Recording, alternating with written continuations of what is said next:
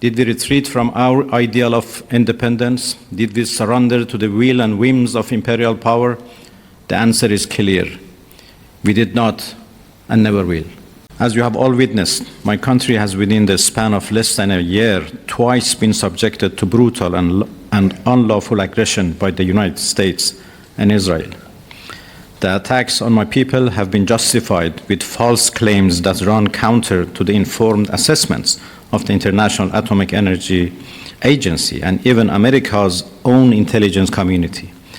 The truth is that Iran, like many other independent nations, is the victim of illegal expansionism and warmongering. These are ugly things which have no place in today's world. Those who pursue reckless adventures may believe it furthers their geopolitical interests. But as consumers and governments around the world now sense and understand, regional instability is a lose-lose proposition for all sides, including the aggressors. In the face of horrific violence, the Iranian people have firmly and proudly stood up for themselves. Did we retreat from our ideal of independence? Did we surrender to the will and whims of imperial power? The answer is clear. We did not and never will. I come from an ancient land whose leaders have stood courageously by their people in the pursuit of justice, independence, and the defense of sovereignty and territorial integrity, sacrificing their lives for historic and national ideals. I speak for an Iran whose armed forces, medical personnel, school teachers, and law enforcement officers never once placed their own safety above saving the lives of those they are duty-bound to protect and served with honor on the front line of humanity.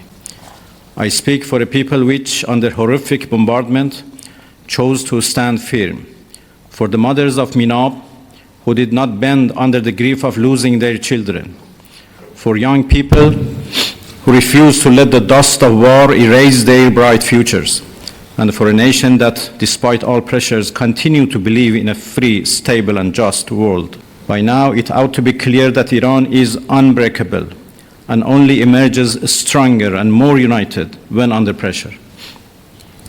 While ready to fight with everything we have in defense of our freedom and our soil, we are equally ready to pursue and defend diplomacy.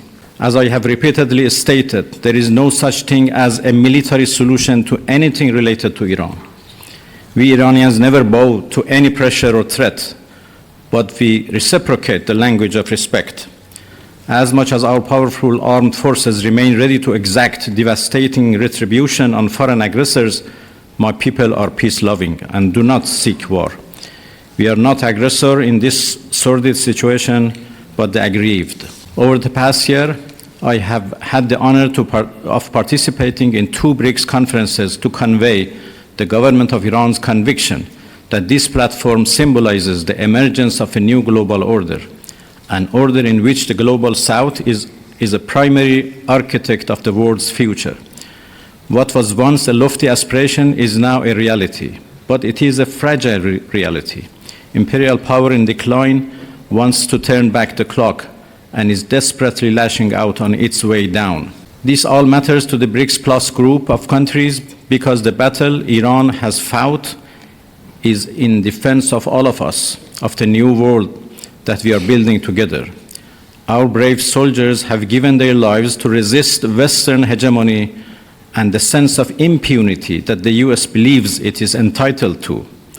While Iran is grateful for the support and solidarity it has received from BRICS countries, it is imperative that we jointly step up our work towards ending this sense of entitlement, which has no place in today's world. To virtually everyone in this room, our resistance against US bullying is not an unfamiliar battle.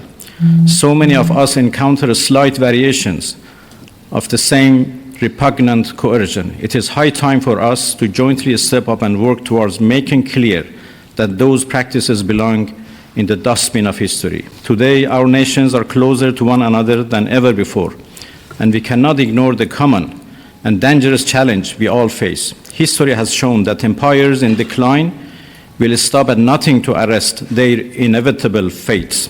A wounded animal will desperately claw and roar on its way down.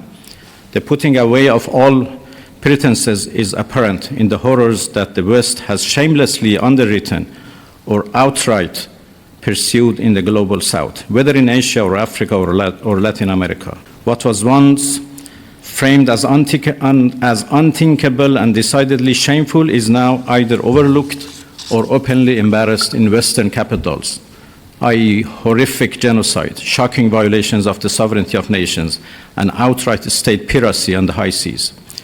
These crimes and the Western silence they are met with can only take place if there is a sense of impunity.